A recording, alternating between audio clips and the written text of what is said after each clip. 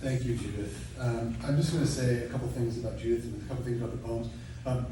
I write lyric poems, and a lyric poem is a song, primarily, and not an argument.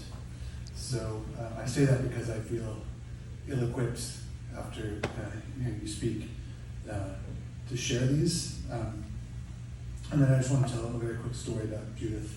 That was, well, first off, her conversation a few weeks ago was, anyway, I had shared some work online. She immediately reached out and she said, "Can I call you?"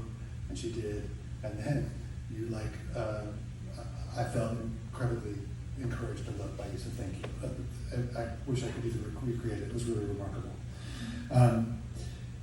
I teach a class called English 100, and it's for students who are first gen, or maybe are however you understand it, perhaps might need extra preparation in college writing. And one of the ways we do that is through mini ethnographic writing, so that the writing has a purpose and does not feel like, here, write an essay on the thing. And one of my students was interested in she knew nothing about Muslims. And so I asked Judith, I said, "Do you know anyone I might talk to put the student connection with?" When she was still in, I guess we would have been in Sutherland still, maybe, or maybe it was downstairs, I cannot remember, in Emerson. But she lit up. And it was like she had been asked to do the thing she's really good at. And she immediately just came alive and connected my student, someone nearby in a Muslim center, and he connected, and the student with this beautiful paper. And what came to me is how much Judith loves her neighbors. The first poem is called "The Breath of God," and I sent her a number of poems, and she chose these two for me to share with you. The first one is called "The Breath of God," and I think the sources for this poem will be obvious. It's called "The Breath of God is used by God," actually.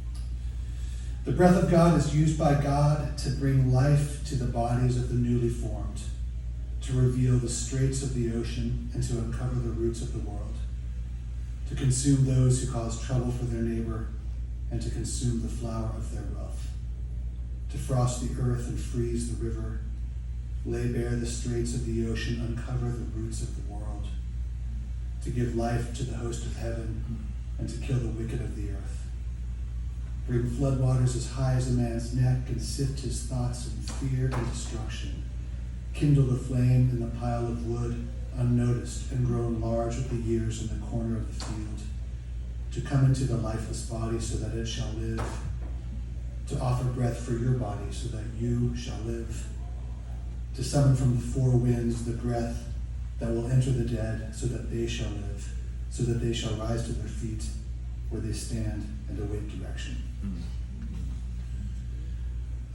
And then this poem is another one that Judith asked me to read, and this is called "Documentary." It could be one of the many documentaries that you can imagine. And there's an allusion to that image, the famous image from Voyager of the pale blue dot from billions of miles away, looking back at Earth, which just looks like a grain of sand. If you've ever seen that image, it's really a remarkable image. Documentary. And I want to say this is a poem about growing up on the West Coast in Orange County in safety. That's kind of what the poem's about, I think. Documentary. It's hard to watch, it was said, by voices coming out of speakers in the car I drove sailing down the Owens Valley. By text I confirmed with a friend who was born where it was filmed. It is hard to watch. I do not know that I can watch it. Films like that mean to make us see what we yet won't, for it is impassable to the imagination. From one perspective, from deep in space, say, the horror there and beauty here where I am driving are two places indistinct from each other, locked in one fuzzy dot on a black and endless field. From another perspective, here in my car, what I hear of is nowhere near me. Instead, a vast valley slopes downward. That gorge before me is carved out by the hidden Owens River. The Sierra on one side and White Mountains on the other, snow-capped and distant, make a quiet corridor brightened by the sun. I travel in realms where violence is discreet.